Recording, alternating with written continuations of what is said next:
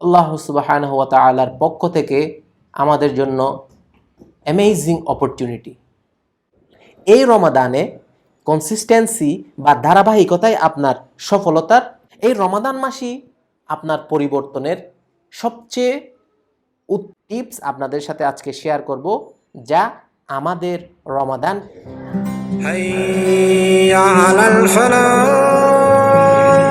আসসালামু আলাইকুম ওয়া রাহমাতুল্লাহি ওয়া বারাকাতুহু।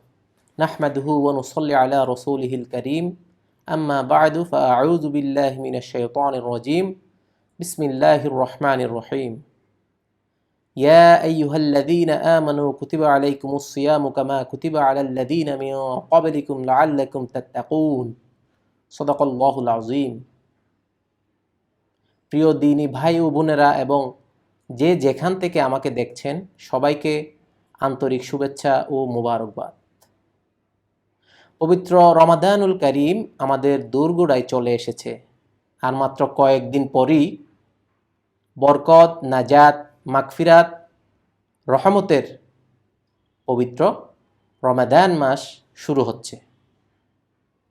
প্রিয় দ্বীনী ভাই ও বোনেরা, রমাদান মাসে আল্লাহর প্রিয় বান্দা হওয়ার জন্য এবং নিজের উন্নতি সাধন করার জন্য আল্লাহ সুবহানাহু ওয়া তাআলার পক্ষ থেকে এই রমাদান মাস আমাদের জন্য একটি অ্যামেজিং অপরচুনিটি।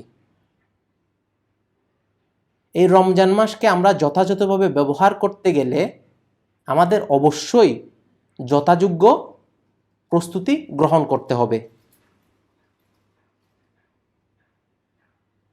সেজন্য আমরা কিভাবে এই প্রস্তুতি গ্রহণ করব বা কিভাবে এই রমজানে সর্বোচ্চ নেকি অর্জন করব, সেজন্য আমি 7টি প্রস্তুতি বা এমন 7টি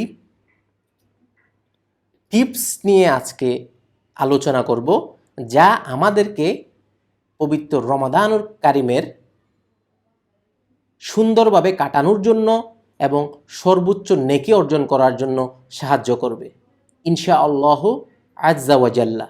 ওয়া মা তাওফীক ইল্লা বিল্লাহ। 1 নাম্বার টিপস বা প্রস্তুতি, মেক এ প্ল্যান। একটি পরিকল্পনা তৈরি করুন। আপনি এই রমাদানে এমন একটি পরিকল্পনা তৈরি করুন যা আপনার জন্য অ্যাচিভেবল এবং বেনিফিশিয়াল হয়, অর্থাৎ যেই পরিকল্পনাটি আপনি অর্জন করতে পারবেন এবং যা আপনার জন্য উপকারীও হয় সাথে সাথে। যেমন আপনি প্রতিদিন কতটুকু কোরআন পড়বেন বা পুরো রমাদান মাস জুড়ে কত পারা কোরআন পড়বেন তা লিখে রাখুন এবং প্রত্যেক দিন তা পড়ার চেষ্টা করুন।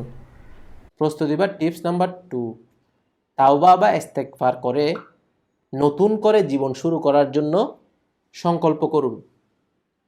চিন্তা করুন আপনাকে ঘুরে দাঁড়াতে হবে এবং তাওবা করে আল্লাহ সুবহানাহু ওয়া তাআলার কাছ থেকে পূর্বের করা গুনাহগুলোর জন্য ক্ষমা চান।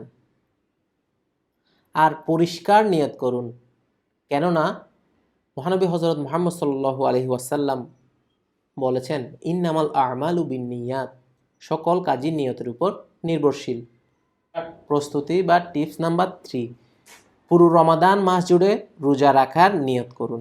আমরা যারা পুরো রমাদান মাস জুড়ে রোজা রাখব, তারা যেন সুস্থভাবে সঠিকভাবে রোজা রাখতে পারি, তার জন্য আল্লাহর কাছে দোয়া করুন এবং নিজেকে মানসিকভাবে প্রস্তুত করুন পুরো মাস রোজা রাখার জন্য।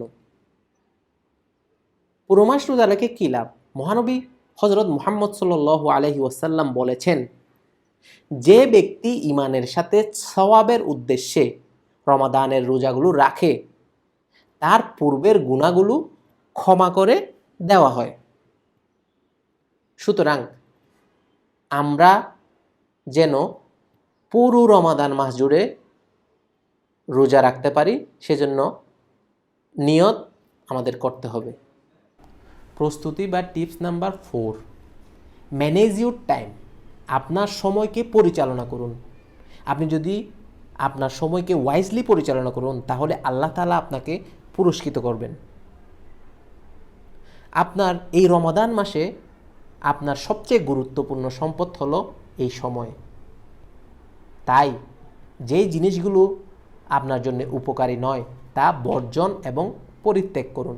যেমন টিভি দেখা, এক্সেসিভ ইফতার পার্টিতে অংশগ্রহণ, সোশ্যাল মিডিয়ার প্রতি আসক্তি ইত্যাদি। প্রস্তুতি বা tips number 5, consistency is the কি, অর্থাৎ ধারাবাহিকতাই মূল বিষয়।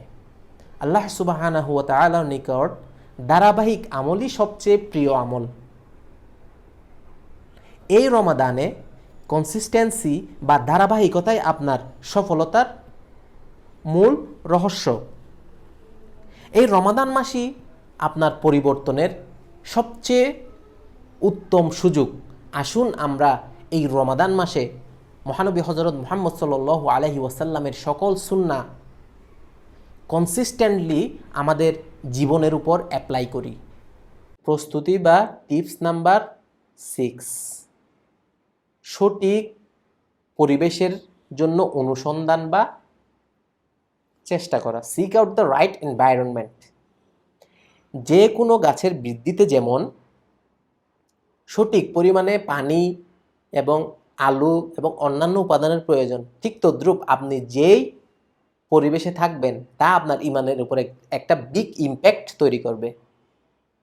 তাই এই কোভিড-19 অবস্থায় যেহেতু আমরা বাইরে মসজিদে নামাজ পড়তে পারছি না, কোরআনের হালকায় যেতে পারছি না, সেহেতু আমাদের নিজেদের পরিবারকে, নিজেদের বাড়িকে, নিজেদের রুমকে, নিজেদের অ্যাপার্টমেন্টকে আমরা জান্নাতি পরিবেশে ইসলামিক এনভায়রনমেন্ট ক্রিয়েট করতে পারি এবং সাথে সাথে ভালো ইসলামিক স্কলারদের লেকচার শুনতে পারি, কোরআন তেলাওয়াত শুনতে পারি, নিজে কোরআন তেলাওয়াত করতে পারি, ইসলামী সঙ্গীত শুনতে পারি, ইসলামী যুদ্ধের বই পড়তে পারি এবং ইসলামী বই, সব কিছুর মাধ্যমে আমাদের এনভায়রনমেন্টটাকে ইসলামিক এনভায়রনমেন্ট করে তুলতে পারি।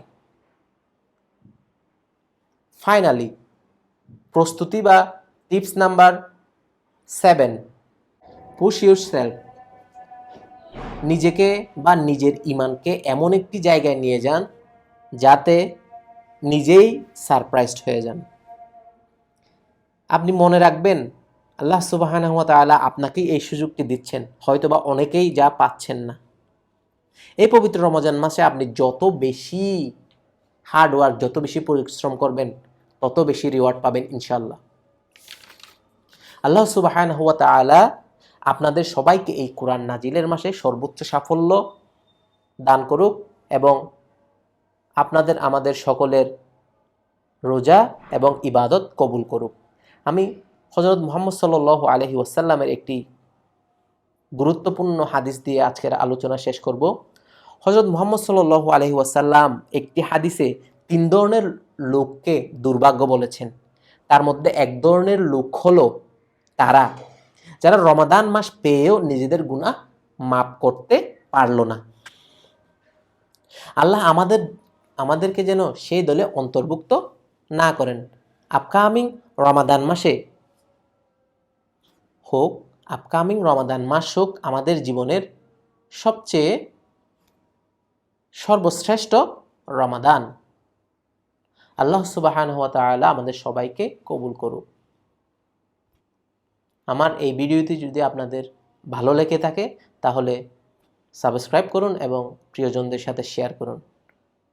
আল্লাহ আমাদের সবাইকে সঠিক ইসলাম জানার, বোঝার এবং মানার তৌফিক দিক।